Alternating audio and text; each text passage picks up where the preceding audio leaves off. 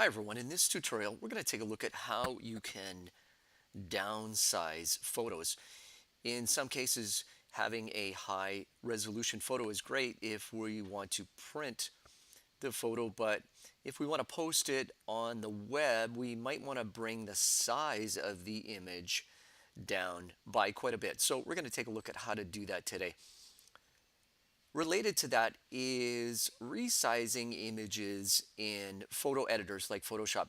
We have to be very careful that if you bring in a photo and if we want to resize this photo inside a layer, be very careful how you do that. If I use the move tool and I click on this and I come to my photo, you can see these edges pop up here.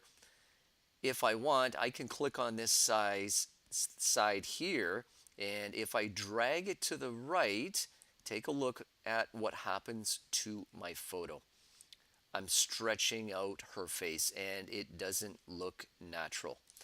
So be very careful when you are resizing images inside a layer. We don't grab by the side or from the bottom. We always grab from the corner. So I'm going to stop this change. And if I want to make this smaller, I'm going to grab from this corner here and I'm going to drag in like so. And that way it will keep the aspect ratio. It doesn't make her face look too fat or too skinny. It keeps the dimensions of this photo, which is the aspect ratio. This might be 2 inches here. This might be 3 inches here. So it's a ratio of 2 to 3 or 4 to 6. I always want to keep that ratio anytime I'm resizing a photo inside a photo editor. So if I click the box, now we've resized the photo inside the layer and it still has its original aspect ratio or proportions. Next, what we're going to do is we're going to use a feature inside Photoshop where we can resize multiple photos at once.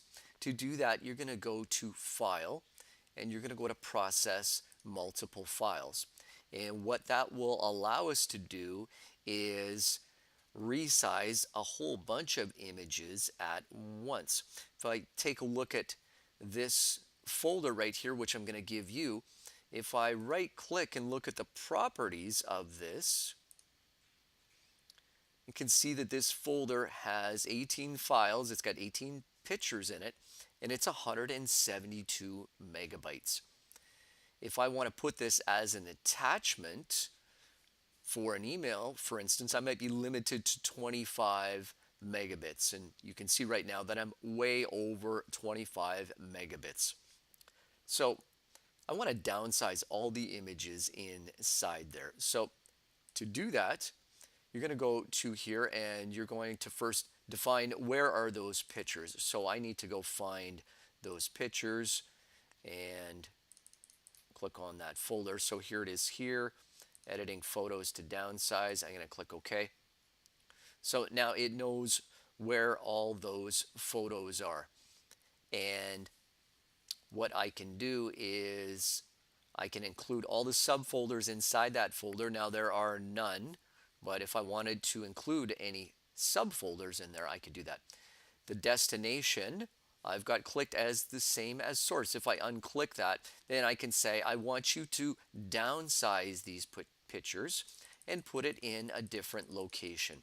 So I'm going to do that just so I can keep track of my photos. So I'm going to go make new folder and I am going to put in here downsized images. And that way I know that's where those downsized images are going to go and they don't get mixed up with the original ones. So I'm going to hit enter. I'm going to click OK. And just to check here, so yes, it's going to go in downsized images. Now I'm going to resize the images. So I'm going to click on this here. And what I can do is I can define the width, and this little icon here tells you that yes, I want to change the width, but I want you to figure out what the correct aspect ratio is for each photo so that it stays as a 2:3 or a 4:6 or a 5:7, whatever it is. I want to keep the same aspect ratio. So I'm going to change this width here. I don't want 1,000 pixels. I'm going to make this much smaller, and I'm going to change the width to 100 pixels, and I'm going to keep the resolution at 150 dpi, and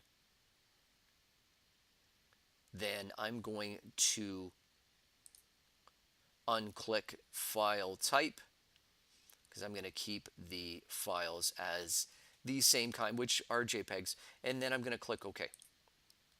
Then what you're going to see on the screen is you're going to see the photos pop up, and it takes each photo one at a time and it converts those down to a smaller size. And then when I'm done, I should look at the folder that I've put them in, the resize ones, and now I can tell what their new size is for that folder. So originally it was 173 megabytes. We're going to convert it down and then see what we end up with. Our goal is to get it less than 25 megabytes because when you're done, you're going to try to figure out how to zip the folders, zip the file, and then post it on your Wix website. So on the Wix website, I should see a zipped folder on your web page, and it should contain all of these photos. In order to do that, you're going to have to downsize them all first, zip the folder, and then put it on your website. That's it for this tutorial.